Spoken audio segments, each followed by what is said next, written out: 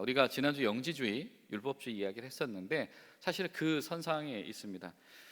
첫 번째, 다음 보이시나요? 그래서 앞에 앉으시면 좋은데, 이 당시에, 그리고 초대교회 시대, 그리고 초대교회가 이제 박해를 받아가는 이 기독교 공인되어 가져가는 그 교회가 이제 세워지고 성장해가는 과정들이 있죠. 이 시절에 이 초대교회를 위협하는 것들이 있었습니다. 내부적으로는 많은 것들이 있을 텐데요. 소위 이제 이 신앙의 어떤 건강한 가르침, 그리고 가르침이 대대에 전수되면 뭐가 된다고 그랬죠? 그것이 교리가 된다라고 했잖아요. 그렇죠? 가르침들이 대대에 계승되어지고 건강하게 자리 잡는 것이, 그것이 이제 교리가 되는 건데, 그런데 이 복음을 왜곡하는 이제 이야기들이 교회를 침투를 하기 시작을 합니다. 대표적인 것이 우리 지난주에 다루었던 영지주의와 금욕주의다라고 하는 겁니다. 근데 이것이 사실은 별도이기도 하지만 때로는 같이 가는 문제이기도 하다라고 하는 겁니다. 특별히 초대교회들이 빠져 있었던 부분들이 바로 이 영지주의였어요. 근데 영지주의가 이 세상의 인생이 어차피 크게 중요하지 않으니, 그렇죠? 영적인 세계가 중요하니까 대충 살아가도 되게 하는 원동력이 되기도 하지만, 또 그렇기 때문에 이 세상을 악하다고 규정하기 때문에 이 세상과 관련된 것들을 굳이 하지 않게 만드는 극단적인 금욕주의를 일으키기도 합니다. 그러니까 영지주의가 양쪽으로 다 가는 거예요. 쾌락주의도 영지주의 때문에 나오게 되기도 하고요, 극단적인 금욕주의도 영지주의 때문에 나오기도 합니다. 영지주의는 영과 육을 구별하고 차별하고, 영적인 것이 고상한 것이 중요하고 육적인 것은 하찮은 것을 여기는 것이 영지주의라고 말씀을 드렸었죠. 그런데 이것이 사실 교회들에게 굉장히 영향을 많이 미쳤다라고 하는 거예요. 그래서 단순한 문제는 오늘에 등장하는 것처럼 인간들이 기본적으로 하며 살아가는 문제들, 먹는 문제, 결혼하여 가정을 꾸리는 문제, 이런 것들을 하등시하고 제한을 두기도 하고, 그리고 이것을 자기들의 어떤 기준에 부합하지 않게 하고 살아가는 사람들을 영적으로 굉장히 하등하거나 문제가 있는 사람들로 취급을 한다라고 하는 겁니다. 그런데 이것은 뭐랑 잘 맞아떨어지게 되어 있어요? 유대인들에게는, 유대적 배경을 가진 이들에게는 그렇습니다. 율법주의랑 이것이 맞아떨어지게 되어 있습니다. 그래서 이 금욕주의 그리고 율법주의, 이거를 잘 지키면 신앙생활을 잘하고 좋은 교인인 것처럼 오해하게 만든다라고 하는 겁니다. 그래서 이제 이 초대교회, 이제 사도 바울 시대 그 이후에 이제 가장 대표적인 영지주의자라고 하면, 우리가 보통 영지주의 검색하면 나오는 사람이 발렌티누스라고 하는 사람이 있습니다. 영적인 지식을 가지고 구원에 이르게 된다, 우리가 이 이야기 지난주에 했었어요. 그래서 소위 그 이단들 중에서 이 교리 가지고 이렇게 시험 보고 강조하는 그런 이단들에 대한 풍토가 사실은 이 초대교회 때부터 이게 있었던 것이다 라고 하는 거예요.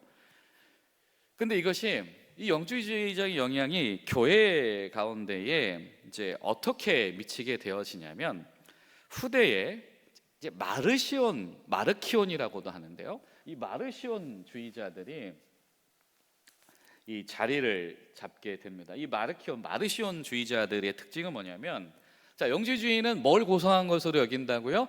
영적인 세계를 고상한 것으로 여겨요. 그러면 여러분, 이 세상은 누가 창조했죠? 하나님이 무슨 세계를 창조한 거예요? 영적인 세계를 창조한 거예요? 물질적인 세계를 창조한 거예요? 물질적인 세계를 창조한 거예요. 그러니까 물질적인 세계를 창조하는 신은, 하나님은 완전한 하나님일까요? 뭔가 완전하지 못한 하나님일까요? 이렇게 가버리는 겁니다, 이게. 이런 식으로 가게 되는 거예요. 그래서 이제 문제가 되기도 하고, 또 이렇게 이분법적으로 이제 이 생각을 하다 보니까 하나님 이해도 이 사람들이 어떻게 나눠서 생각을 하냐면, 이 세상을 만들었던 이 구약의 하나님, 근데 그 구약의 하나님은 주로 뭐 해요? 심판하고 엄격하고 이런 하나님이잖아요. 그런데 이 사람이 볼 때 신약의 하나님은 어떤 하나님이냐면 우리를 구원한 하나님이란 말이에요. 그러니까 사랑과 자비의 하나님이다라고 하는 거예요. 이 둘이 다른 거예요. 그래서 이 마르시온주의자들이 또 하나의 특징이 뭐냐면 구약을 거부합니다. 구약의 하나님 이해도 거부하고 구약도 거부해요. 그래서 이 사람이 이제 이 이단으로 추출되어지게 되죠. 그래서 이를 이단으로 추출할 때에 이제 앞장섰던 터툴리안 같은 이 교부가 이 마르시온주의자들의 이 하나님 이해, 하나님을 온전하게, 성경에서 말씀하는 하나님을 온전하게 또 타당하게 이야기하지 않고 일부만 혹은 그것을 마치 다른 하나님인 것처럼 오해하도록 만든다. 그래서 추출하게 되어졌다라고 하는 겁니다. 자, 또 그 당시에 또 사람들이 이렇게 이 이원론적인 이분법적인 생각에 빠지게 되는 이 시대상들이 있습니다. 여러분, 오늘날 우리의 사상은 뭐죠? 민주주의죠. 예를 들면 또 우리가 가지고 있는 자유라고 하는 생각들이 있잖아요. 마찬가지로 그 시절을 지배하고 있는 어떤 정신적인 이 가르침들, 흐름들이 있는데 그것이 뭐냐면 그리스 철학이었다라고 하는 겁니다. 당시 이제 대표적인 이 그리스 철학 학파들, 플라톤 학파들, 뭐 피타고라스 학파들, 우리가 학교 다닐 때 배웠던 사람들이잖아요. 이 사람들이 가지고 있는 그리스적인 세계관이 뭐냐면 소위 말하는 이데아론인 거예요. 이상적인 영적인 세계, 그리고 물질적인 세계. 물질적인 세계는 이 영적인 세계의 어떤 모방이고 그거의 불완전한 하등 버전이다라고 하는 겁니다.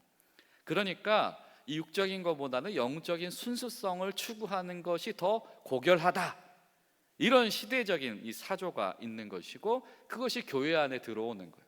우리로 치면 교회와 관련된 정말 신앙생활과 관련된 1차적인 대화들, 영적인 관심사항들, 그것만이 중요하고 그렇지 않은 것들, 뭐 가족 문제라든지 이런 거는 그렇게 막 깊게 신경 안 써도 되는.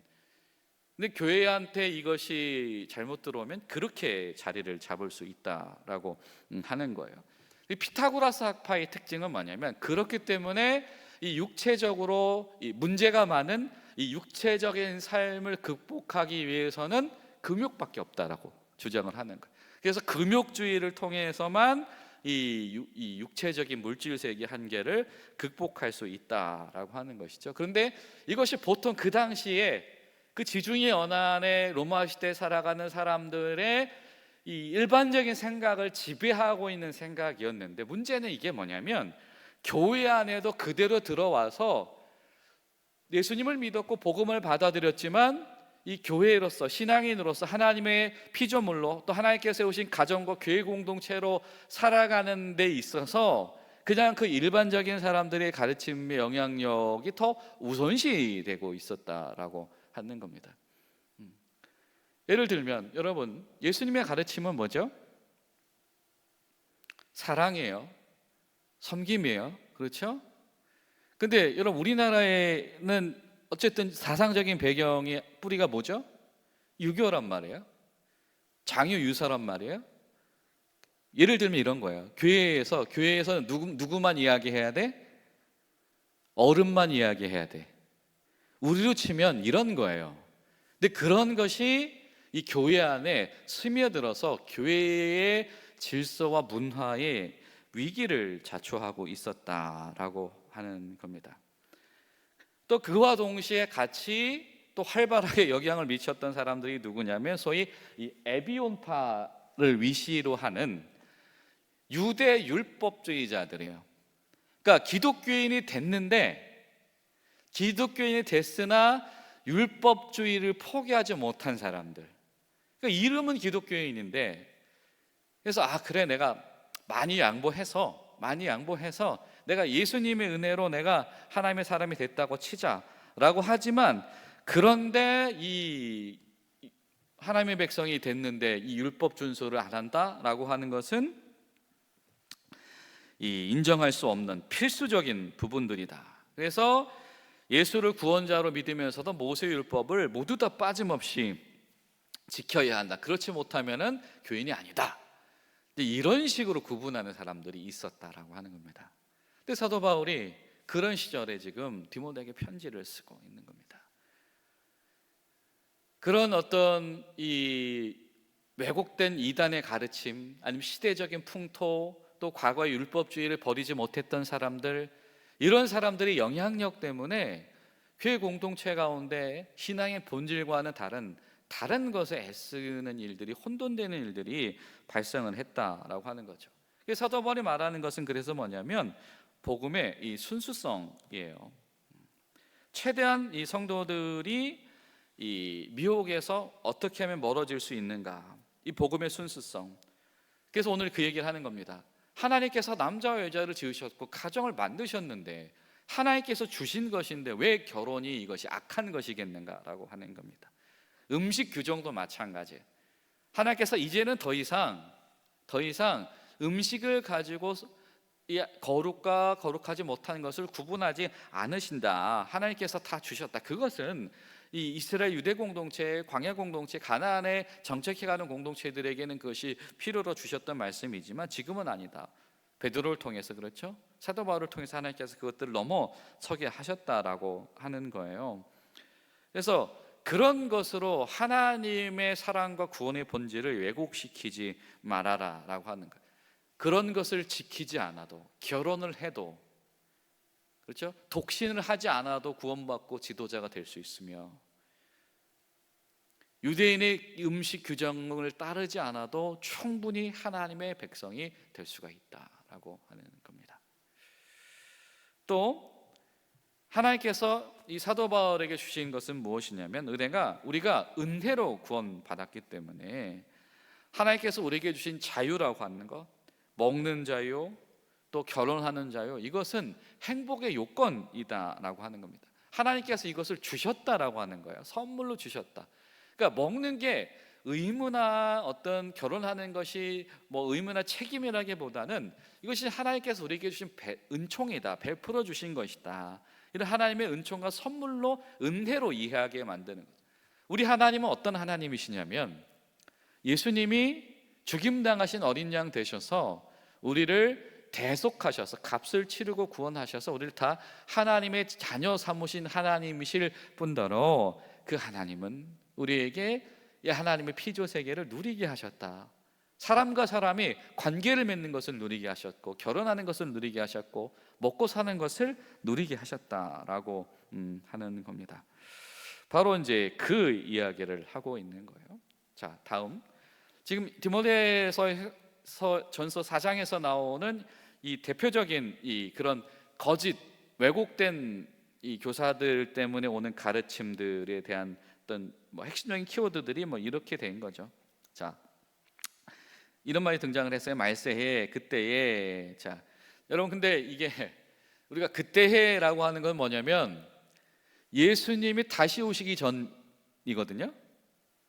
그럼 언제죠?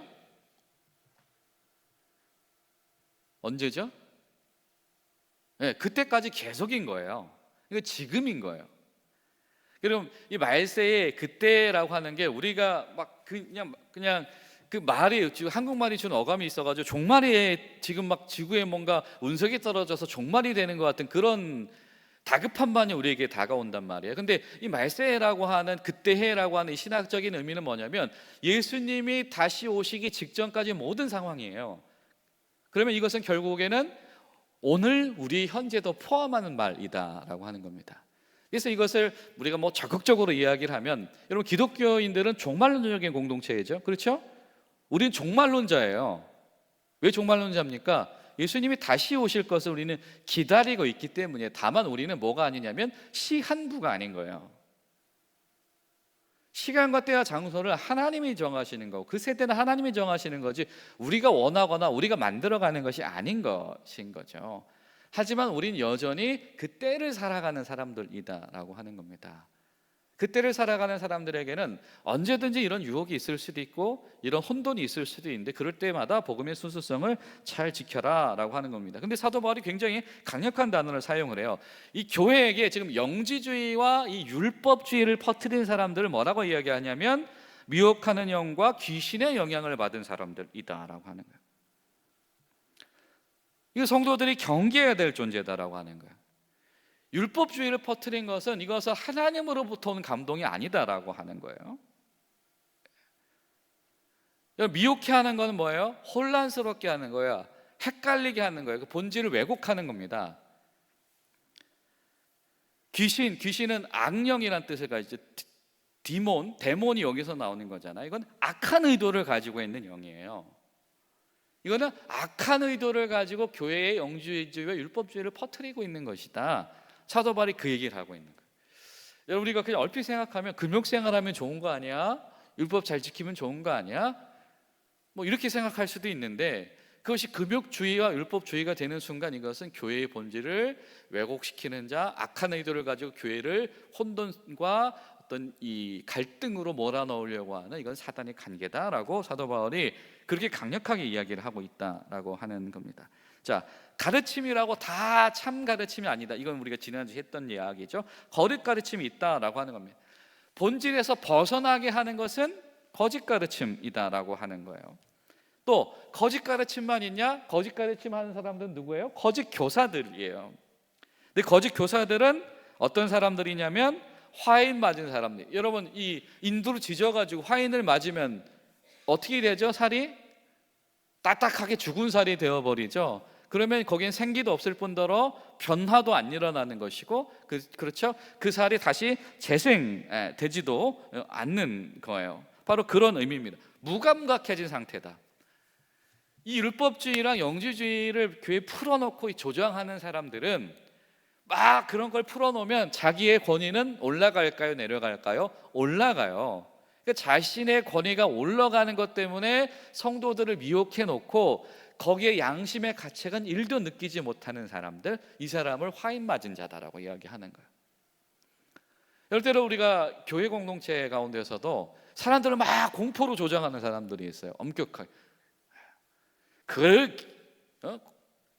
집사가 말이야 그래도 되겠냐고, 권사가 그렇게 기도 똑바로 안 해도 되겠냐고 막 이렇게 하는 거예요. 그러면서 나는 이거 하고 있다 이거죠. 그렇게 하면 자신의 권위가 막 올라간. 근데 이것을 성경은 뭐라고 말하냐면 화인 맞은 자라고 이야기한다는 거예요. 죽은 살이 되어져가지고 도무지 양심의 가책 느끼지 않고 이 양떼들이 혼란스러워하거나 나뉘는 것보다는 자신의 권위가 스승이 세워지는 것이 중요한 사람들, 이 사람은 화인 맞은 자, 우리말로 이야기하면 양심에 뿔난 자, 뭐 이런 뜻이 되는 거죠. 근데 사도 바울이 지금 그 이야기를 누구한테 하는 거예요? 소위 열렬한 종교 리더들의 역할을 하고 있는 교사들, 그런데 영지주의적인 요소와 율법주의를 전수하고 있는 거짓 교사들에게 하고 있는 겁니다. 여러분, 이거 보면 오늘날 우리가 접하는 이단이나 이단적인 어떤 영향력들이 여기서 크게 벗어나지가 않아요. 구원하신 하나님, 우리에게 은혜의 대속제물이 되신 예수님, 그 예수님의 은혜와 그 구원의 본질을 가리는 것은, 이것은 굉장히 위험한 거짓 가르침이 될 수 있는 겁니다. 아니, 구원은 하나님이 하셨는데 때로는 목회자가, 때로는 교회의 어떤 시스템이 마치 그것을 대체하는 것처럼 이렇게 더 부각되고 더 강조되고 그 은혜를 가리우고 있다라고 한다면, 여러분, 이거는 이단적인 것이 될 수가 있는 거예요. 그런데 이것을 성도들 헷갈리게 하면 미혹하는 자고, 아주 의도를 가지고 무너뜨리게 하면 이거는 귀신의 역할이다, 이렇게 사도 바울이 지적을 하고 있는 겁니다. 그렇다라고 하면 지금 이 디모데서에서 말하는, 그럼 좋은 선생, 좋은 일꾼, 좋은 리더는 누구냐라고 하는 거예요. 좋은 일꾼은 자신이 아니라 하나님을 위해서 일하는 사람이에요. 그래서 복음에 충실한 사람, 내가 가르치고 싶은 것이 아니라 내가 그것을 가르침으로 인해서 내 권위가 올라가는 그것을 가르치는 사람이 아니라 복음을 전수하는 사람이 진짜 좋은 일꾼이다라고 하는 겁니다. 또 이 사람은 어떤 사람이냐면 경건과 거룩을 추구하는 사람이에요. 그래서 그의 삶의 행실에 죽임당하신 어린 양 예수 그리스도를 닮아가려는 노력이 드러나는 사람이다라고 하는 겁니다. 그리고 그는 하나님이 주신 은사를 가지고, 지금 이 시절에 이것이 유행한다고 해서 그걸 가지고 막 도입하고 막 그런다기보다는 하나님이 주신 은사를 가지고 교회 안에 그 하나님의 은혜의 선물이 활성화되기 위해서 애쓰는 사람인 것이고, 그리고 교훈도 내가 가르치고 싶은 것이 아니라 하나님께서 가르쳐 주시고 전수해 주신 그 교훈을 가르쳐 주는 사람이고, 그리고 중요한 것은 뭐냐면 본이 되는 삶, 신앙적인 표준과 본이 되는 삶. 근데 이것이 율법주의로 해서 이걸 지켜라 막 이렇게 하는 것이 아니라 그 앞장서서 본이 되는 삶을 살아가는 것. 예를 들면 사도 바울이 내가 예수를 본받은 것처럼 교회도 나를 본받으십시오 라고 했던 바로 그런, 하나님께서 제시하시는 완전을 향해서 우리가 차례차례 줄 맞추어서 앞사람 보면서 따라가는 그런 모습들을 이야기하는 것이고, 그리고 삼가다라고 하는 말이 자기를 삼가는 사람. 근데 이 삼가다라고 하는 말이 또 어떤 뜻을 가지고 있냐면 돌보는 거예요. 그러니까 자기를 잘 살펴보는 거. 우리가 양 떼도 돌보지만 성경은 우리에게 또 무엇을 요구하냐면 자기 자신도 잘 돌봐라라고 하는 겁니다. 근데 나 자신을 잘 돌보는 게 뭐냐면 나를 기분 좋게 해서 내 컨디션을 올려주고 막 그런 차원이 아니라 나를 잘 살펴보는 겁니다. 내가 지금 이 은혜 가운데, 복음 가운데서 왜곡된 길에 서 있지 않은가를 살펴보는 것이 나를 잘 돌보는 것이다 라고 하는 겁니다. 자, 여러분, 우리가 거룩이란 말을 써요. 우리가 지금 우리 율법주의자들, 금욕주의자들 얘기를 했기 때문에 우리가 거룩이라는 것을 우리가 잘 점검할 필요가 있습니다.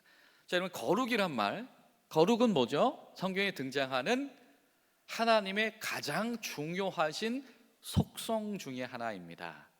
내가 거룩하니 너희도 거룩해라 라고 하는 거예요. 이 카도시라고 하는 말이에요. 거룩이라고 하는 말은.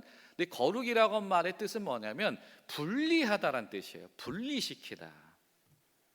여러분, 하나님의 등장은, 하나님의 자기를 드러내심은 그 이름에서부터 그 성품 모든 것이 그 당시에 아브라함 시대, 모세 시대 주변 모든 나라 족속들이 하고 있었던 종교 생활과 그들의 신과는 전혀 다른, 그렇죠? 다르신 하나님, 분리되신 하나님이신 것이고, 우리가 거룩히 구별한다 이런 표현이 등장을 하잖아요. 그렇죠? 예를 들면 성물이나 성구들을 할 때 그 단어를 그대로 갖다 쓴다라고 하는 거. 그건 뭐냐면 그 구별되신, 분리되신 하나님의 합하게, 그 속성에 부합하게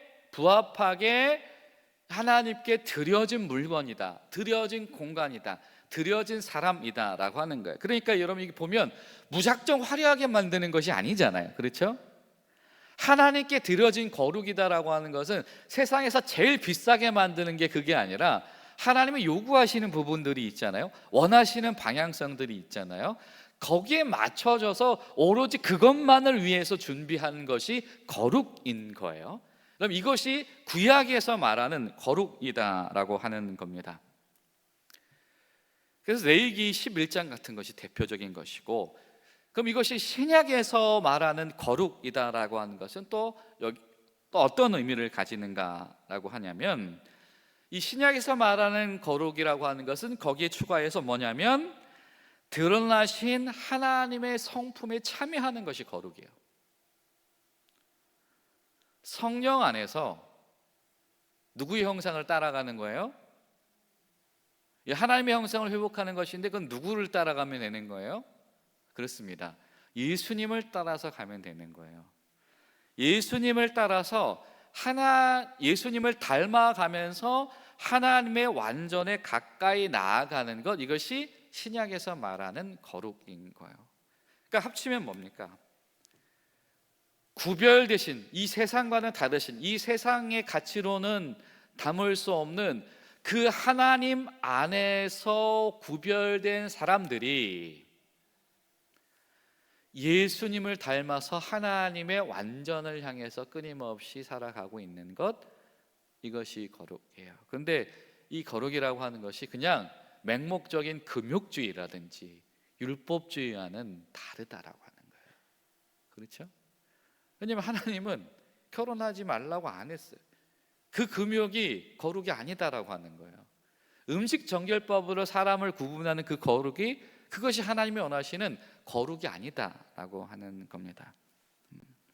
그래서 여러분, 예를 들면 베드로전서 1장 15절에 보면 사도 베드로가 이야기해요. 너희를 부르신 거룩하신 이처럼 너희도 모든 행실에 거룩한 자라 되라라고 하는, 이 거룩한 자가 되라라고 하는 게 금욕주의를 해라, 율법주의를 해라, 이런 의미가 아니라 하나님이 원하시는 대로 성령의 뜻대로 살아가라라고 하는 뜻이다라고 하는 것을 우리가 알 수 있어야 한다라고 하는 겁니다. 그러니까 여러분, 때로는 이 성경의 이야기가 굉장히 도전적이에요. 예를 들면 이런 거죠. 사도 바울이 교회에서 얘기하는 거, 아내 사랑하기를 예수님이 교회를 사랑하신 것처럼 사랑해라. 이거는 반사회적이라고 그랬었잖아요. 그죠? 좀 굉장히 파격적인 거라고 그랬잖아요. 뭐 아내가 한 명도 아니고 어차피 여러 명인데 그 아내를 위해서 남자가 자신을 희생해서 사랑해? 와이프 사랑하다가 남자가 죽임당해? 이거는 이해할 수 없는 덕목인 거예요. 근데 교회들에게는 그 이야기를 한다는 거예요. 예수님이 교회의 양떼를 사랑하신 것처럼 가족은, 권리와 권한을 가지고 있는 자는 그렇지 못한 약한 자, 아내가 됐든 자녀가 됐든 그를 위해서 예수님처럼 죽을 수도 있어야 된다. 근데 이게 다른 사람들 보기에는, 그 당시 사람들에게는 이것이 덕목도 아닌 것이며 성공도 아닌 것이며 그 당시 그 사람들의 도덕에는 그것이 맞는 것이 아닌 거예요. 그런데 이것이 하나님 보시기에는 그것이 마땅한 거룩이 되어지는 겁니다.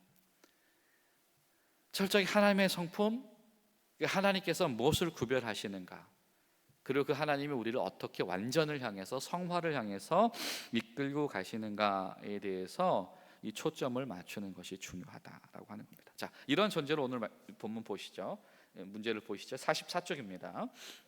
두 번째, 거짓 교사들을 분별해라.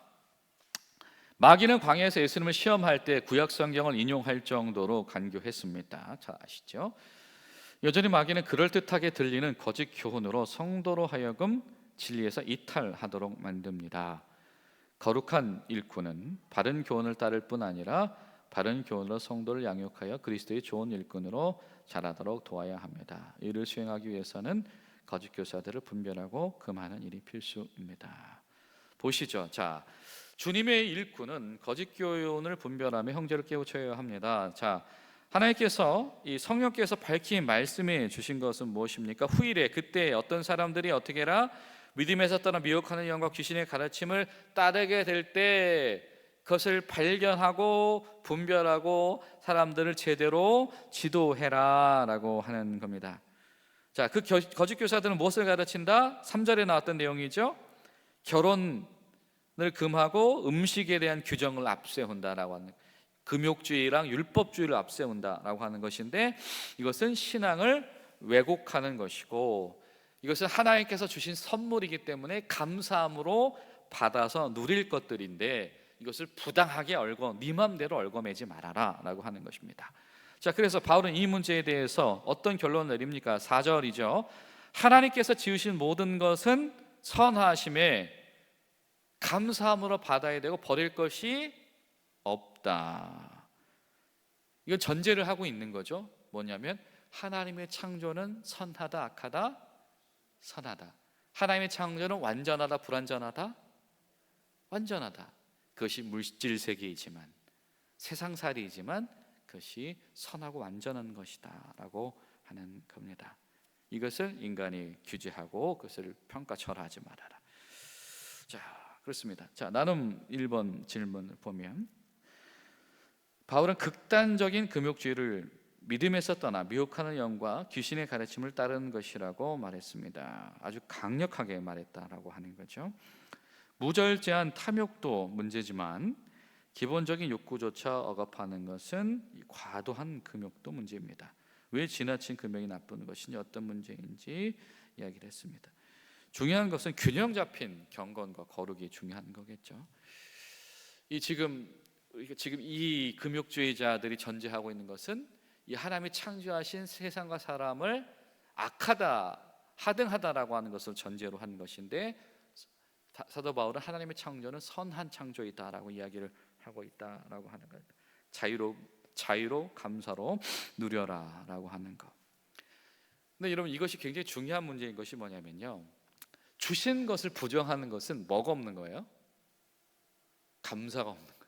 그러니까 이게 감사가 없다라고 하는 것이 우리가 고마워할 줄 모른다, 하나님께서 은혜 베푸셨는데 저거 정신 못 차리고 그런다, 그런 것뿐만이 아니고 하나님께서 선하게 지으신 것, 아름답게 지으신 것을 아름답게 바라보는 수 있는 능력은 뭐냐면 하나님 앞에 감사하는 것이거든요. 근데 그것을 아름답게 바라보지 못한다라고 하는 것은 하나님의 그 은혜를 내가 받아들이지 않은 것, 그것이 바로 감사하지 않는 것과도 마찬가지다라고 하는 겁니다. 그래서 이것을 감사의 결여로 연결시키는 거예요. 이것이 사도 바울의 이야기인 겁니다. 그리고 이런 사람들의 결론이 뭐냐면 결국에는 금욕주의가 됐든 율법주의가 됐든 그걸 자기의다, 자기의. 하나님 앞에 감사하지 않는 자들의 결론이 뭐냐면 자기의예요. 그래서 여러분, 이 금욕주의나 율법주의를 내세우는 리더들은 엄청 권위가 세요. 힘이 세요. 자기가 굉장한 권한을 누리고 이렇게 한단 말이죠. 이런 사람들이 교회 공동체에 등장을 했던 겁니다. 그러니까 감사와 기쁨으로 일상을 누리면서 어떻게 우리가 참된 거룩, 예수님을 닮아가는가를 추구해 나갈 것인가를 하는 것이 정말 중요하다라고 하는 겁니다. 자, 2번, 주님의 일꾼은 경건 훈련에 힘쓰며 믿는 자의 본이 되어야 합니다. 자, 육체의 훈련과 비교할 때 경건의 훈련은 어떤 유익이 있습니까? 자, 사도 바울이 훈련을 부정한 게 아닙니다. 그렇죠?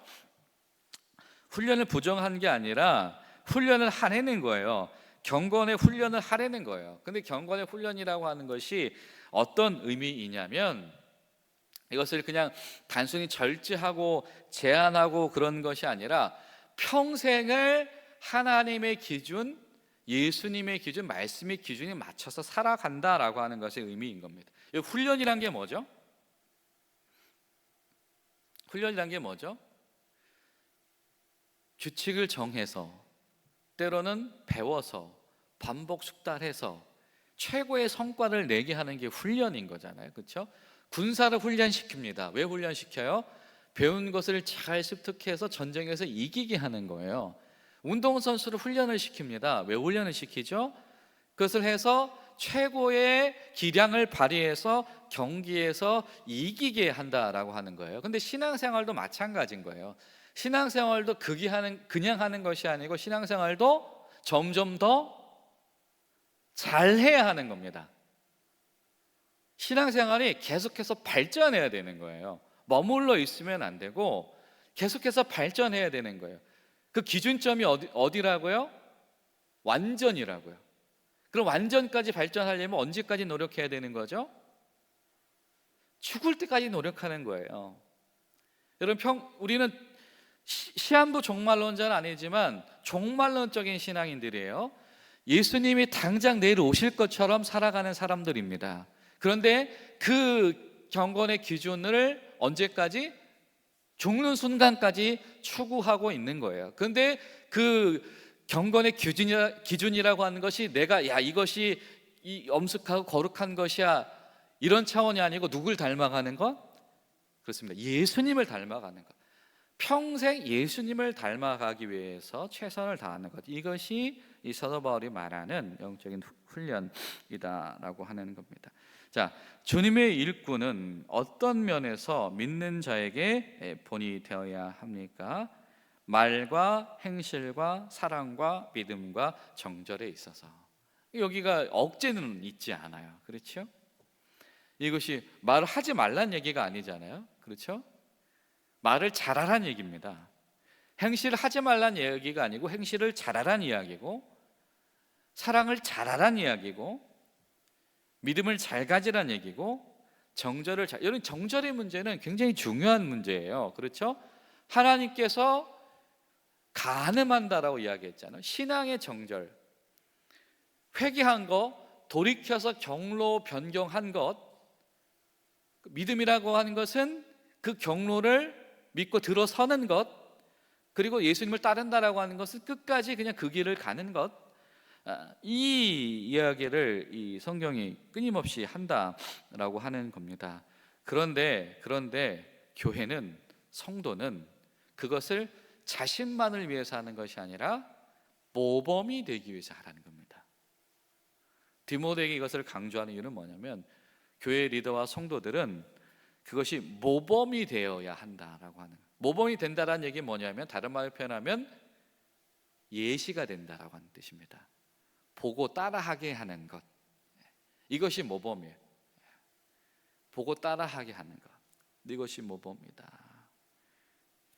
얼마나 예수님처럼 말을 잘 하는지, 얼마나 예수님처럼 잘 행동하는지, 얼마나 예수님처럼 잘 사랑하는지, 얼마나 예수님처럼 잘 믿음을 지키는지, 얼마나 예수님처럼 하나님 앞에 정죄를 지키는지, 이것을 따라할 수 있는 예를 만드는 사람들, 이것이 교회다라고 성경이 얘기를 하고 있습니다.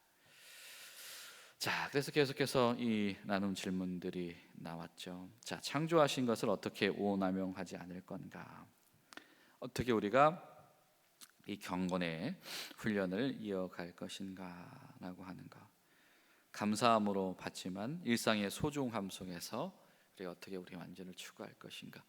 우리가 그런 이야기들과 그런 말씀들을 우리가 나누면 귀하겠다 생각이 되어집니다. 기도하시죠.